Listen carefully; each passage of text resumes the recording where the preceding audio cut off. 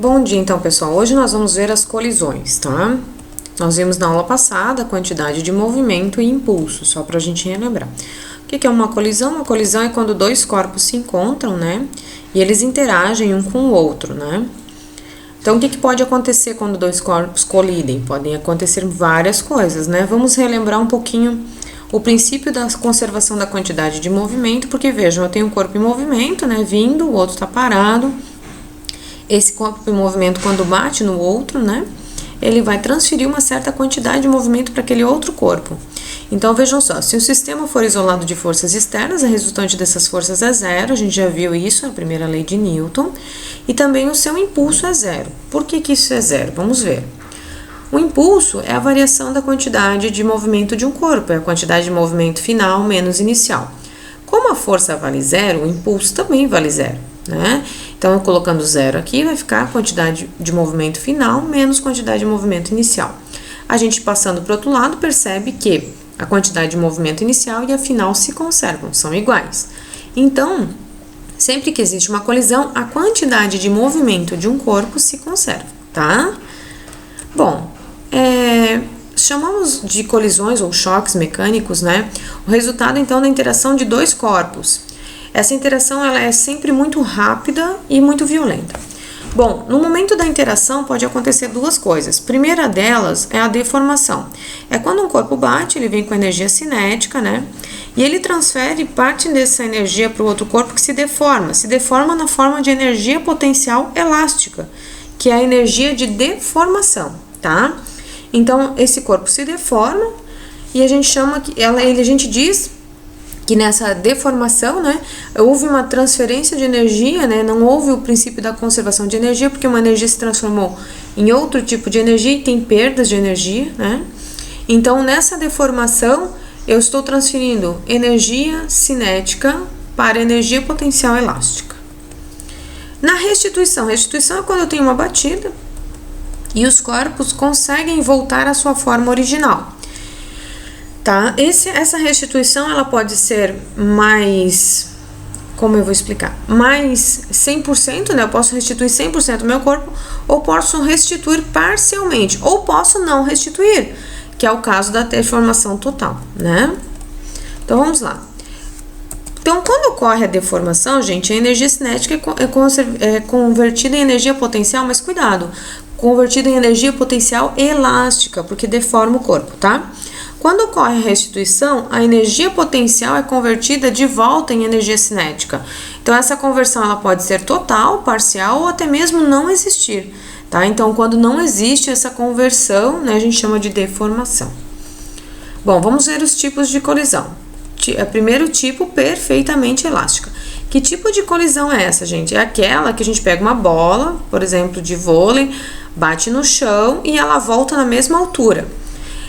O tipo de colisão é chamada de perfeitamente elástica, porque além de conservar a quantidade de movimento, ela não perde energia cinética, tanto que ela volta na mesma altura, tá? A energia cinética antes da colisão é igual à energia cinética depois. Outra questão muito importante é que nesse tipo de colisão perfeitamente elástica, o coeficiente de restituição, que eu já vou falar o que é igual a 1, ou seja, o corpo se restitui 100%. Esse coeficiente de restituição ele vai de 0 até 1. 1 é 100% de restituição e 0 é nenhuma restituição. Então, vamos ver um exemplo. Eu tenho um corpo A, um corpo B. Gente, vai ter uma colisão, então o A tem que ter velocidade maior do que o B, senão eles nunca vão colidir, né? Então, nesse caso, o A é maior do que o B, eles colidem e depois da colisão eles seguem cada um seu caminho. O que é o coeficiente de restituição? Deixa eu voltar aqui. O coeficiente de restituição é a diferença entre a velocidade de afastamento e a velocidade de aproximação. Percebam que VA é a velocidade inicial de A menos a velocidade de B. Então, isso é chamado de velocidade de aproximação, tá? E VBF é a velocidade final de B depois da colisão e VAF é a velocidade final de A depois da colisão. Isso é chamado de velocidade de afastamento, tá? Então, VA menos VB recebe o nome de velocidade relativa de aproximação Então, é quando o A e o B estão se aproximando, né? Observe que antes da colisão, o corpo A tem que ter velocidade maior que o B, senão não é velocidade de aproximação. E velocidade relativa de afastamento é aquela em que VBF menos VAF, né? Ou seja, a velocidade de B tem que ser maior do que de A para ele conseguir se afastar, né? Vamos dar um exemplo então. Tem uma esfera de 1 kg com velocidade de 12 metros por segundo. Ela vai colidir frontalmente com uma esfera de 2 kg, vejam, o dobro da massa dela, que está em repouso. Qual será a velocidade escalar da esfera B após a colisão perfeitamente elástica? Então, vamos ter o VA, vamos ter o VB parado, ocorre a colisão. Opa! Vamos ver o que acontece. Aqui é só um desenho representativo, não quer dizer que vai acontecer isso, tá bom? Então, o que a gente tem certeza é que o VA vem com uma velocidade, bate em B que está parado, tem a colisão e essa colisão é perfeitamente elástica, é o que a gente sabe. Então, para a gente resolver, a gente sempre em problemas de colisões, a gente começa escrevendo que a quantidade de movimento inicial é igual à quantidade de movimento final. Essa é a primeira equação que vocês vão usar. Sempre, porque em todas as colisões a quantidade de movimento se conserva. Então, vamos colocar os valores. Quantidade de movimento de A. O que eu tinha inicialmente? Eu tinha a massa do A vindo com uma velocidade, eu tinha a massa do B e o B parado. Depois da colisão, eu tenho a massa do A, a velocidade final do A, a massa do B e a velocidade final do B. Então, a massa do A, 1, velocidade inicial dele 12, massa do B 2, velocidade inicial dele 0, ele está parado o B. Depois, a massa do A 1 e velocidade final do A está aqui, massa do B 2, velocidade final do B 2, VBF, desculpem, tá? Então, arrumando aqui os termos, organizando os termos, né, vai ficar só o 12. Veja, eu tenho uma equação que tem duas variáveis, então eu preciso de mais uma equação para resolver. Da onde eu vou tirar essa equação? Eu vou tirar do coeficiente de restituição, porque neste caso eu sei que a colisão é perfeitamente elástica. Se eu não tivesse essa informação, eu teria que tirar da energia cinética, da conservação de energia de outras formas, tá bom? Bom, então vamos lá. Coeficiente de restituição, essa é a nossa equação 1, a gente guarda. Como a colisão é perfeitamente elástica, o coeficiente de restituição é igual a 1. Então vamos substituir. 1 VBF menos VAF vai ficar 12 menos 0.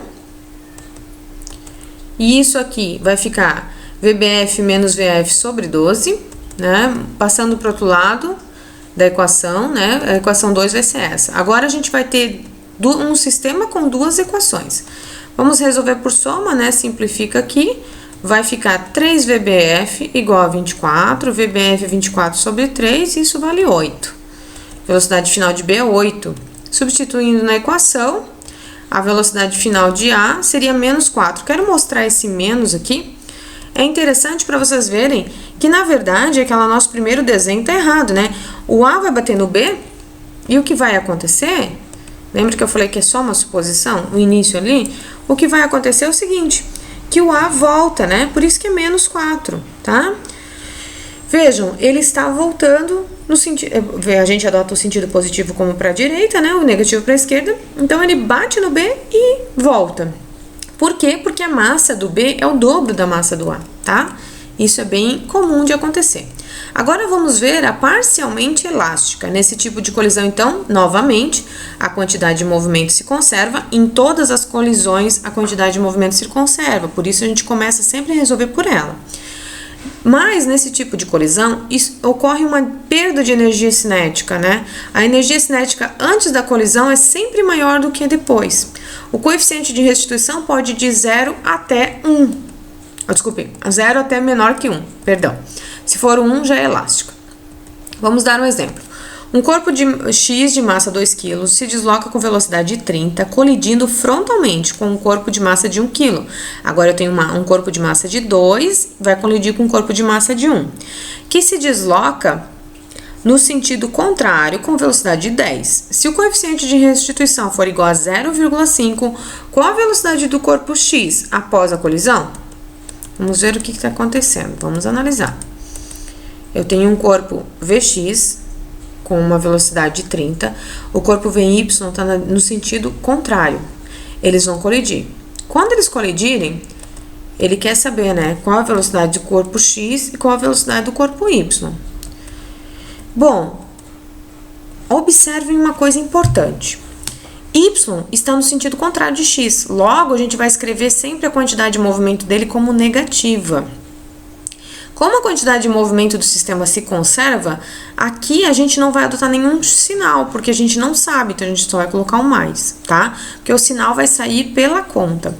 Então, vai ser quantidade de X menos quantidade de Y é igual a quantidade de movimento final de X de Y mais quantidade de movimento final de X. Aqui ficou X e X, né? Quantidade de movimento final de X e de Y, tá, gente? Teve um errinho aqui. Então, MX, VX, MY, VY, M, V final X, MY, V final Y, tá?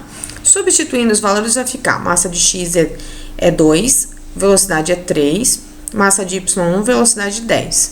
Temos novamente uma equação, né? Ó, temos essa equação, né? Substituindo da 60 menos 10 da 50, vai ficar essa equação, 2VX mais VY final igual a 50. Essa é a nossa equação 1. De onde é que nós vamos tirar 2? Do coeficiente de restituição, tá? Agora vamos lá. Então tá, coeficiente de restituição é 0,5, a velocidade de X é 30, a velocidade de Y é 10, então a gente vai fazer 30 menos 10, 20, só fazendo 20 vezes 0,5 dá 10, então vai ficar Vx final menos Vy final igual a 10. Essa é a nossa equação 2.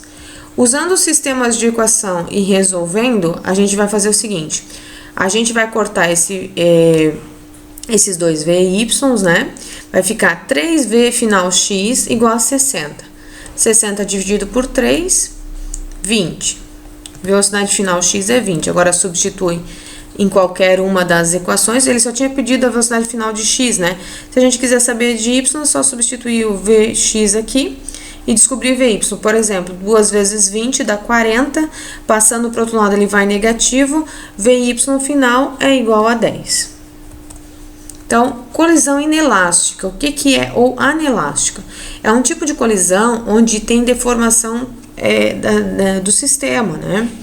Nesse tipo de colisão, novamente, a quantidade de movimento se conserva, mas tem uma perda de energia cinética. Antes da colisão, a energia cinética é maior do que depois da colisão. O coeficiente de restituição é 0, ele não se restitui, ele tem deformação, tá? Deformação total. Após a colisão, os corpos seguem juntos.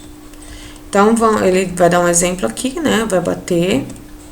Depois da colisão, eles seguem juntos. Isso é chamado de colisão inelástica ou anelástica também, tá? Então, sempre que os corpos seguem juntos depois da colisão, essa colisão é do tipo inelástica e o seu coeficiente de restituição é 0.